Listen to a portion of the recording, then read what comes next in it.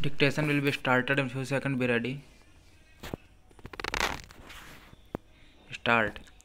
Pursuant to the aforesaid order, the respondent has filed an additional counter affidavit, in which he has emphasized the desirability of remanding the matter back to the disciplinary authority for redetermination of the matter.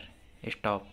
He has emphasized that failure to supply the inquiry report to the delinquent deprives him of making a proper representation to the disciplinary authority, before that authority arrives at its own finding with regard to the guilt or otherwise of an employee. Stop. This admittedly not having been done, clearly the respondent was prejudiced in submitting his defense. Stop para. Even if this court concludes not to remand the matter back to the disciplinary authority, at least it has to be remanded back to the High Court. Stop. He has stated that a number of points were raised before the High Court which have not been considered on merits, as the High Court decided the writ petition only on the ground of non-furnishing of the inquiry report. Stop. Since the inquiry officer and the disciplinary authority had concluded that some of the charges have been partially proved and others completely proved, it was necessary to supply the findings of the inquiry reports. Stop.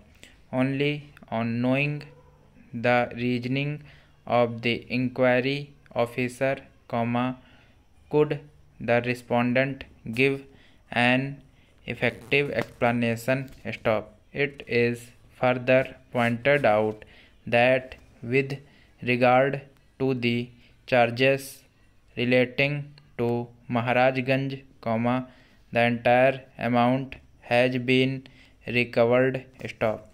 This fact is noticed by the disciplinary authority. Stop.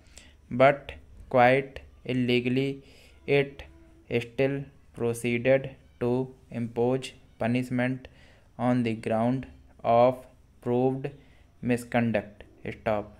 Since the disciplinary authority arrived at the decision on the basis of charges which were partially, completely proved, it was not possible to defend, during personal hearings. Stop. According to the respondent, this was stated by him at the personal hearing, but it was ignored. Stop. In fact, the disciplinary authority was adamant to punish the respondent. Stop para.